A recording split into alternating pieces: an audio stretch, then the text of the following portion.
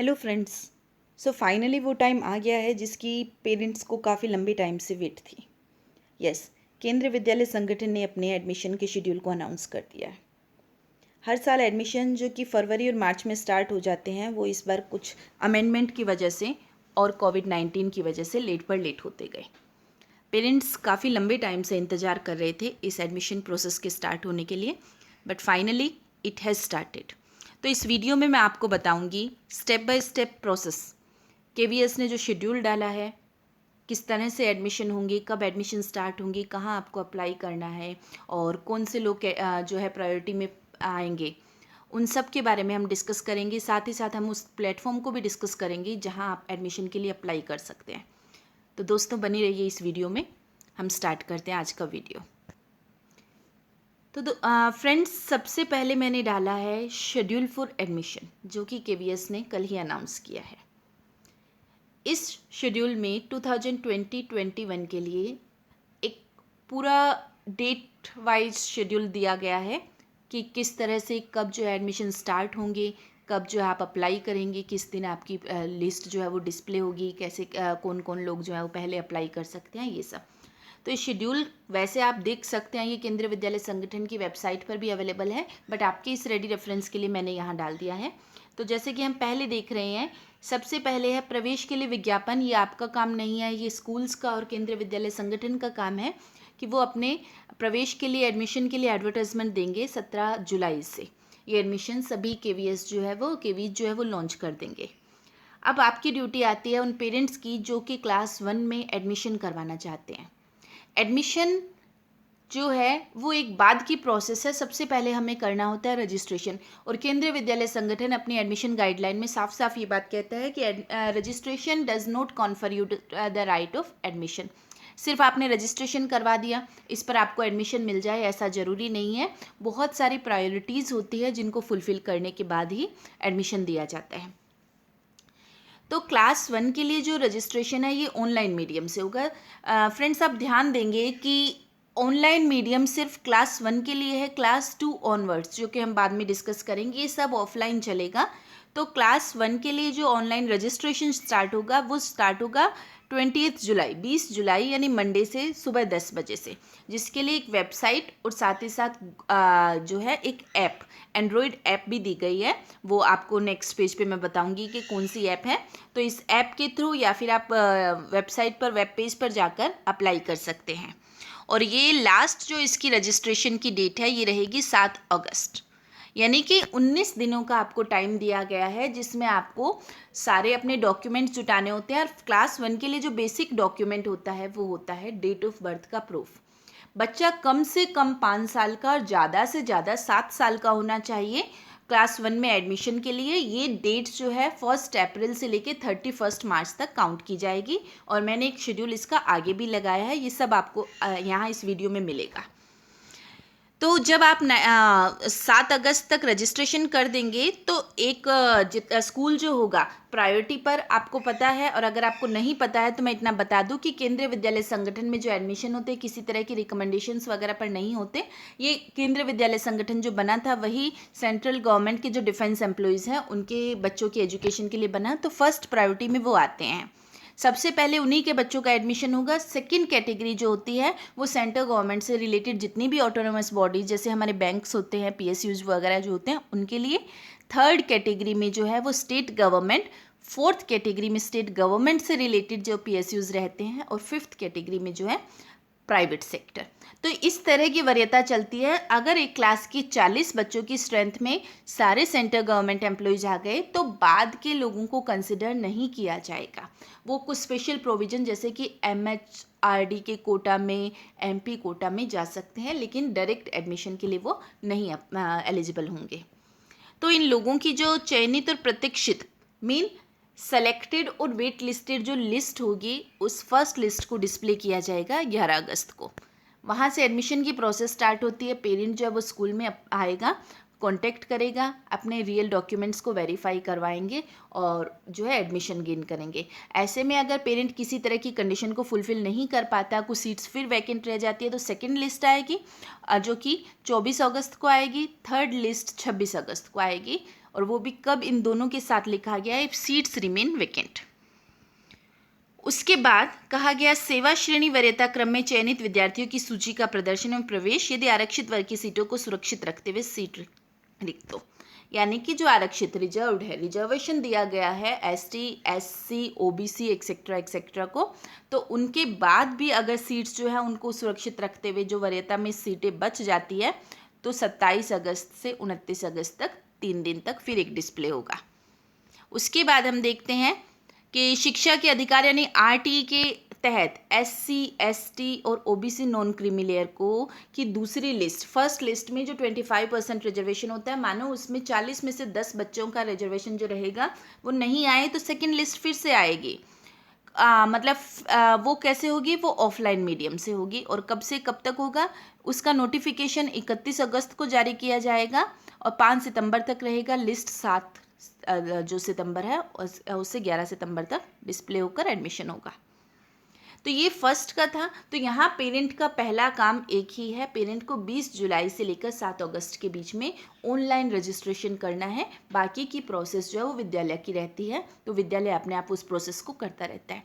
तो ध्यान रखेंगे ये प्रोसेस ऑनलाइन है और क्लास 2 से लेकर 9th तक 10 और 12 के एडमिशन जो होते हैं वो डायरेक्ट एडमिशन नहीं होते, वो स्पेशल केसेस में ही रहते हैं।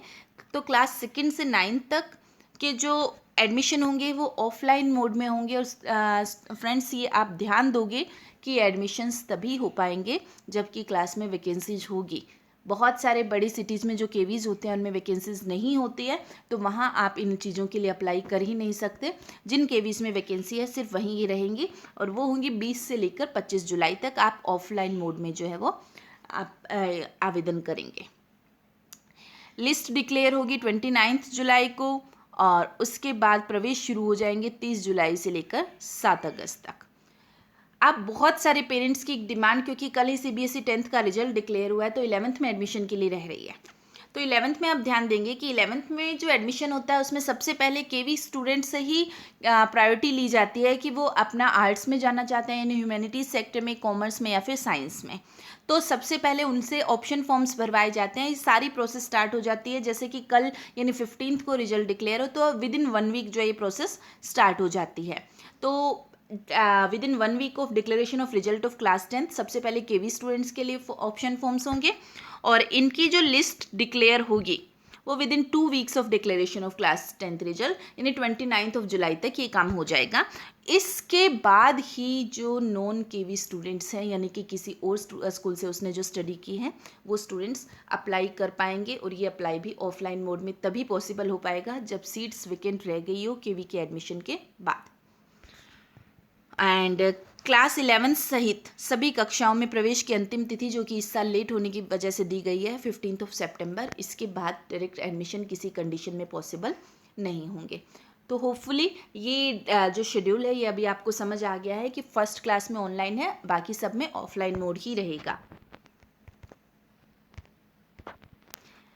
एक स्पेशल नोट जो केवीएस ने इस शेड्यूल के नीचे दिया है वो है कि समस्त पंजीकृत बच्चों की सूची यानी कि जो बच्चे भी रजिस्टर्ड हैं, प्रवेश योग्य बच्चों की सूची, उनमें से जिनको एडमिशन के लिए क्वालिफाई जो बच्चे कर रहे हैं, प्रवेश के लिए अंतिम चयनित बच्चों की श्रेणीवार सूची, उसके बाद जो फाइनली सेलेक्टेड होंगे बच्चे श्रेणीवार कैटेगरी 1 कैटेगरी 2 जो मैंने आपको बताया, वेटिंग लिस्ट और उत्तरवर्ती सूचियाँ। उत्तरवर्ती यानी कॉन्जिक्यूटिव जो भी लिस्ट आएगी सब्सिक्वेंट जो भी उसके बाद सेकेंड लिस्ट थर्ड लिस्ट आएगी, इनको केंद्रीय विद्यालय की सूचना पट पर प्रदर्शित करने के साथ साथ विद्यालय की वेबसाइट पर देना अनिवार्य है। ये विद्यालय का काम है जिससे कि पेरेंट्स को एक इन्फॉर्मेशन मिलेगी कि उनका बच्चा कहाँ स्टैंड कर पा रहा है, क्या वो एलिजिबल है या वो एलिजिबल नहीं है। अगर वो एलिजिबल है तो एडमिशन के लिए उसका रैंक क्या है, किस प्रायोरिटी लिस्ट में है वो। यदि पंजीकरण हेतु निर्धारित प्रारंभिक या अंतिम तिथि कोई सार्वजनिक अवकाश का दिन है तो नेक्स्ट डे माना जाएगा। ये जैसे कि हर जगह होता है कि सपोज जो 20 जुलाई अगर डेट कही गई वो संडे होती है तो नेक्स्ट डे से हम उसे मानेंगे। जो 7 अगस्त एंड डेट कही गई अगर वो संडे है तो नेक्स्ट डेट मानी जाएगी, संडे या फिर कोई भी पब्लिक हॉलीडे। इस बार कोविड-19 की वजह से जैसे कि स्कूल्स नहीं लग रहे हैं तो एक बात कही गई है इसी रिमार्क में कि ये जो सारी प्रोसेस ख़त्म हो जाएगी उसके बाद क्लास 1 की पढ़ाई जो है वो 15 सितंबर से होगी।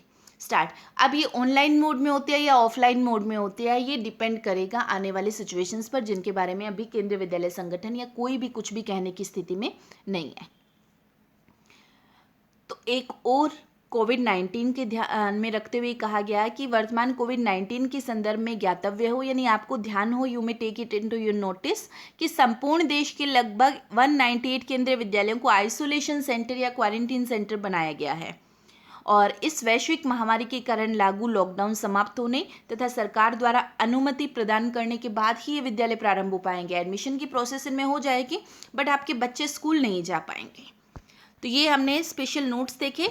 अब जो एक एडमिशन नोटिस दिया है केवी ने, हम उसे देखते हैं, जिसमें हमें कुछ और बेसिक जानकारियाँ मिलेगी। इस एडमिशन नोटिस में केवी ने जो कहा है कि online registration for admission in class 1 in Kendriya Vidyalaya for the academic year 2020-21 will commence at 10 AM on 28 July and will close at 7 PM। ये हमने डिस्कस किया ऑलरेडी। उसके बाद केवीएस ने एक URL दिया और साथ ही साथ उन्होंने ये कहा कि एंड्रॉयड ऐप पर भी। तो फ्रेंड्स, ये URL अभी नहीं स्टार्ट होगा, ये 20 तारीख से ही आप एक्सेस कर पाएंगे। उससे पहले अगर आप जाते हैं तो इस URL पर आप एक्सेस नहीं कर पाएंगे। और हाँ, मैं इस वीडियो के डिस्क्रिप्शन बॉक्स में वो भी लिंक भी दे दूँगी, जिससे आप क्लियरली जा सकें। और मोबाइल ऐप जो है वो लॉन्च की जा रही है। एक और बात कही, registration for class 2 and above will be done from 20 July and 8 AM to 25 July if vacancies exist. ये ध्यान देंगे आप, if vacancies exist in offline mode. दो चीज़ें, दोनों होनी जरूरी है, वैकेंसीज होनी जरूरी है। और अगर वैकेंसी होती है, क्लास स्ट्रेंथ 40 जो है उसके ऊपर मतलब आपके एडमिशन डायरेक्ट नहीं हो पाते हैं। मानो कि किसी क्लास में 40 स्टूडेंट्स की बजाय 37 ही है, तो वहाँ वैकेंसी काउंट होगी। For class 11th registration forms may be downloaded from vidyalaya website as per the schedule for admission 2021 available on KVS headquarter. जो हमने डिस्कस किया, ये अभी जो ऑफलाइन मोड के जितने भी रजिस्ट्रेशन फॉर्म्स होंगे आपको KVS की या फिर रीजनल ऑफिस की वेबसाइट पर, स्कूल्स की वेबसाइट पर मिल जाएंगे। एक और इन्होंने बात कही, रेकनिंग मीन कैलकुलेशन जो एज की होगी वो 31 मार्च तक काउंट होगी, 20 तक। Reservation of seats will be as per KVS admission guideline. आपको लिंक डिस्क्रिप्शन बॉक्स में डिटेल एनालिसिस के लिए दे दिया जाएगा। अंडर प्रेजेंट सिचुएशन ऑफ कोविड-19, पेरेंट्स से स्पेशल ध्यान दें, the directions issued by the competent authority are to be followed. जिस पर्टिकुलर एरिया में वहाँ के लोकल एडमिनिस्ट्रेशन ने जो भी डायरेक्शंस दिए हैं, आपको उसे फॉलो करने होंगे। Accordingly KVS is requesting parents not to visit Kendriya Vidyalaya physically to avoid gathering. आपको सारी इन्फॉर्मेशन वेबसाइट पर टेलीफोनिकली मिल जाएगी। आप बार बार स्कूल्स विजिट ना करें, कोरोना को रोकने में योगदान दें। स्टे होम, स्टे फिट जो कहा गया है उसको पूरी तरह से मानें। All information regarding admission registration form will be available on vidyalaya's KVS headquarter website for download. Kindly fill the registration form. आप वहाँ से डाउनलोड करके उसे भरें, स्कैन करें and send it to concern KV through email only, जिससे कि आप भी अपने आप को सेफ रख सकें। कॉन्टैक्ट प्रिंसिपल और admission in charge only when called in the given time slot. आप तभी जाए जबकि आपको बुलाया जा रहा हो। यूजलेसली आप जो है वो विद्यालय में विजिट ना करें। ये रिक्वेस्ट पेरेंट्स के से जो है केंद्रीय विद्यालय संगठन ने की है।